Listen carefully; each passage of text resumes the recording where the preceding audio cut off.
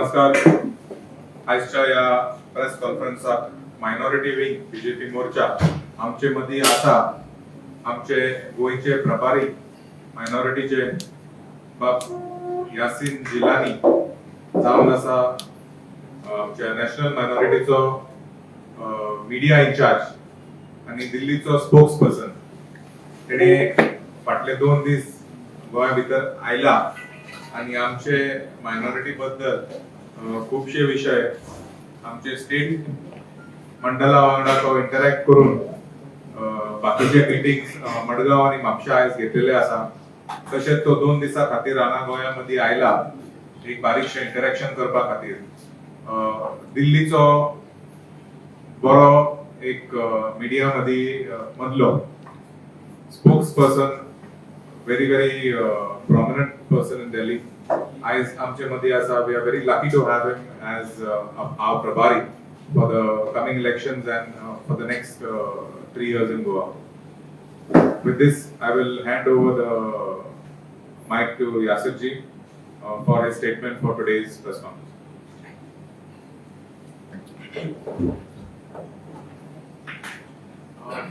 First of all, thank you so much. Mister Joshua D'Souza, हमारे जो MLA हैं मापसा की और हमारे जनरल सेक्रेटरी हैं माइनॉरिटी मोर्चा के राष्ट्रीय जनरल सेक्रेटरी. मेरे साथ बैठे हुए मेरे साथी शेख जिना साहब जो आपके गोवा के उपाध्यक्ष हैं और हमारे बड़े बहुत ही तेज तर्रार प्रवक्ता जो आपसे मुझे लगता है कि बराबर रूबरू होते हैं, आपसे इंटरेक्शन करते हैं. और फान मल्ला जी, हमारे महामंत्री श्री डॉक्टर आसिफ नारंगी जी, हमारे एक महामंत्री शेख मुल्ला जी, शेख मौला जी, और हमारे उपाध्यक्ष महबूब भाई और हमारे पीछे रफीक भाई जो बैठे हुए. मैं इनके साथ साथ जितने भी हमारे पत्रकार बंधु यहाँ बैठे हैं सामने, मैं सबका स्वागत करता हूँ, वेलकम करता हूँ इस प्रेस कॉन्फ्रेंस में.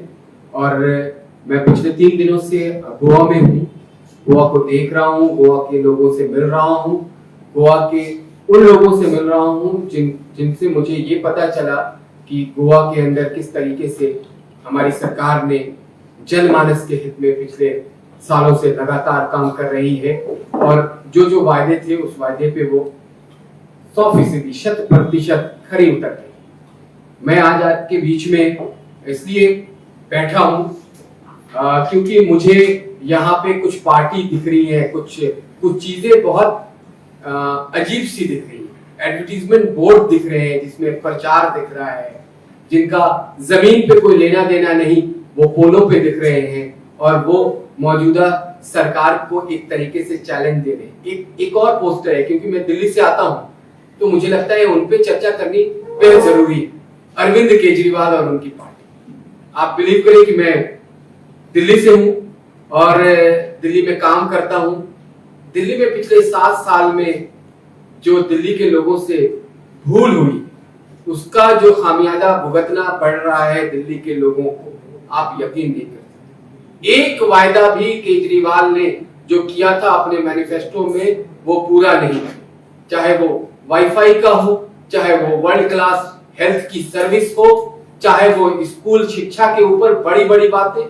मैं जो यहाँ बड़े बड़े बोर्ड की होर्डिंग देख रहा हूँ, प्रचार प्रसार देख रहा हूँ अरविंद केजरीवाल की, सेम व्यवस्था दिल्ली में है. दिल्ली के अंदर भी वो काम छोटा सा करते हैं, प्रचार बहुत बड़ा करते हैं. जब पैंडेमिक सामने आया, जब इतना बड़ा एक महामारी आपके और हमारे सबके सामने आई, उस वक्त भी वो अपने घर में बैठे थे. उस वक्त भी केंद्र की सरकार और केंद्र के गृह मंत्री आदरणीय अमित शाह ने जब चीजों को संभाला, जमीन पे नीचे उतारा, तब जाके स्वास्थ्य की हालात अच्छे हुए. तो मैं आपके माध्यम से गोवा के लोगों से ये अपील करना चाहूंगा कि इन लोगों को, ये जो झूठे लोग हैं जिन्होंने झूठ का कारोबार अपने यहाँ कर रखा है, दिल्ली में लोग त्राहिमाम कर रहे हैं, दिल्ली के लोग परेशान हैं, ये गोवा को भी ठगने आए, इनसे बचने की जरूरत है. ये लोग झूठे हैं. इनके यहाँ झूठ के अलावा इनके जो अपने काम है, अपनी कंस्टिट्यूएंसी के अंदर जो इन्हें वादा किया था वो भी उन्होंने दिल्ली के 70 कंस्टिट्यूंसी में पूरा नहीं किया। 62 एमएलए दिल्ली ने इनको दिया पिछली बार, लेकिन एक काम भी, स्वास्थ्य की हालत चरमराई हुई है, स्कूल की शिक्षा बद से बदतर है, स्कूल का रिजल्ट जो है वो पिछले 2 साल से तो हम लोग एक अलग चीज सामने देख रहे हैं महामारी में, लेकिन इससे पहले हालात इतने खराब हैं कि मुझे लगता है कि हिंदुस्तान के जो सबसे निचले पायदान पे आने वाले ग्रेड हैं, उस ग्रेड पे दिल्ली आके अरविंद केजरीवाल के नेतृत्व में खड़ी हुई। तो मुझे लगता है कि आप सारे जर्नलिस्ट जो मेरे मित्र आज आए हुए हैं, मैं वो लोगों को बताएं, वो लोगों के पास अपने लिखने की ताकत का जो एक तरीके से आप इस्तेमाल करते हैं, उसको बताएं कि ये कितने बड़े झूठे और झूठ बोलने वाले लोग हैं। और वो गोवा के जो हमारे जनमानस है, जो बेहद अच्छे तरीके से इस मौजूदा सरकार को देख रहे हैं, समझ रहे हैं, उनके सारे काम हो रहे हैं, उनके बीच में किसी तरह का फर्क डालने की कोशिश कर रहे हैं। हमें उनसे सावधान रहना है, उनसे बचना है। एक और आपको दिख रहा है बोर्ड, जिसमें गोवा को लेके बड़ी बड़ी बात की गई है, उनका अस्तित्व भी मुझे दिखाई नहीं दे रहा है। मैं उन पे चर्चा नहीं करना चाहता हूं।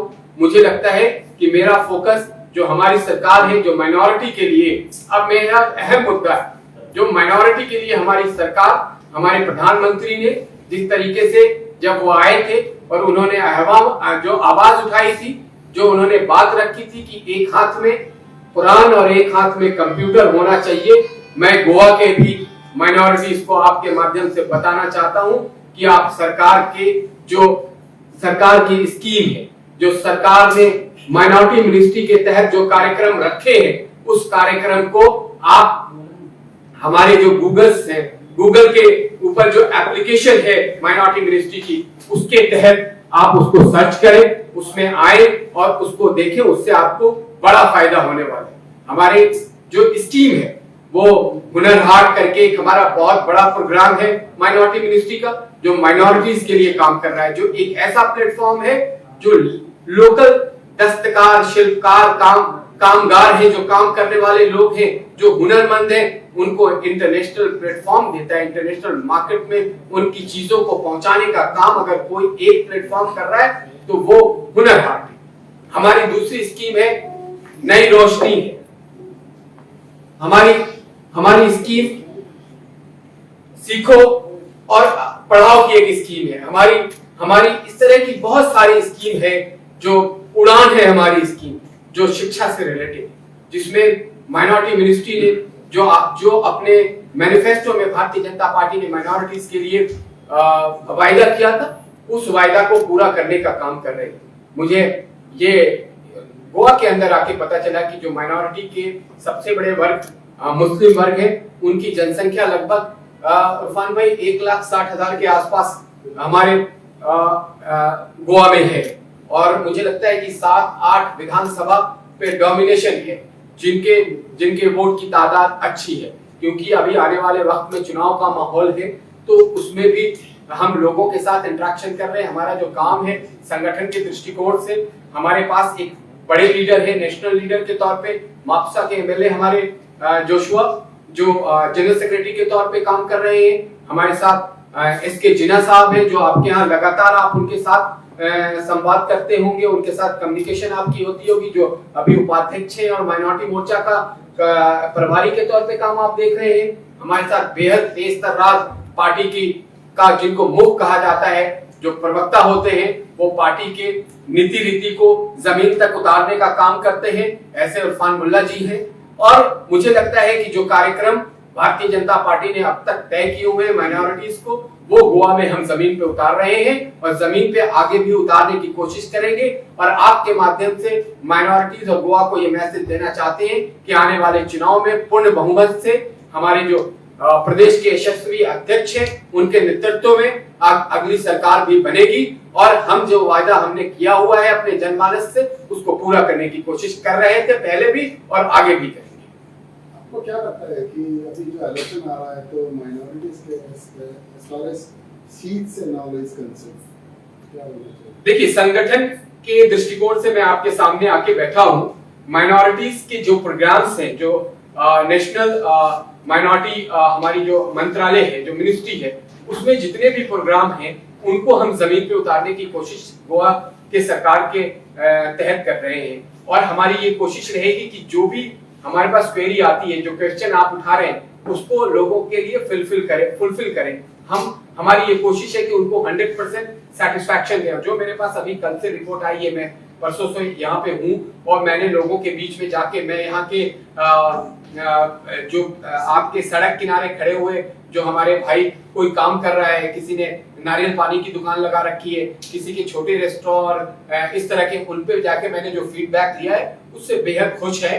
और बहुत शानदार हमारी गोवा की सरकार हमारे मुख्यमंत्री के नेतृत्व में काम कर रही है। No, I'm talking about how many seats you feel that minority from minority community should be given.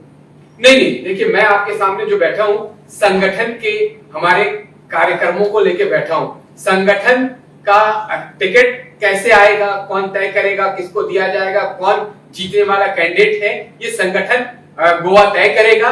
इस पे आप अभी ऐसे चर्चा करना, मुझे लगता है कि आप जर्नलिस्ट हैं, आपके सवाल मुझे मालूम थे तीखे आएंगे, लेकिन हम जवाब भी आपको बिल्कुल सेटिस्फाई करके दे रहे हैं कि ये बिल्कुल हमारे जो यहाँ की का नेतृत्व है, यहाँ के हमारे जो अध्यक्ष हैं, ये उनका कार्य क्षेत्र है, उनका कार्य अधिकार है, ये उन तक ही रहने दीजिए।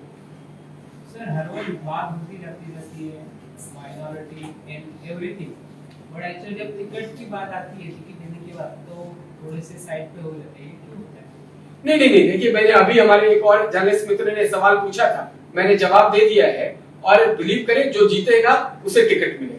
ये माइनॉरिटी और इसका सवाल ही नहीं आता।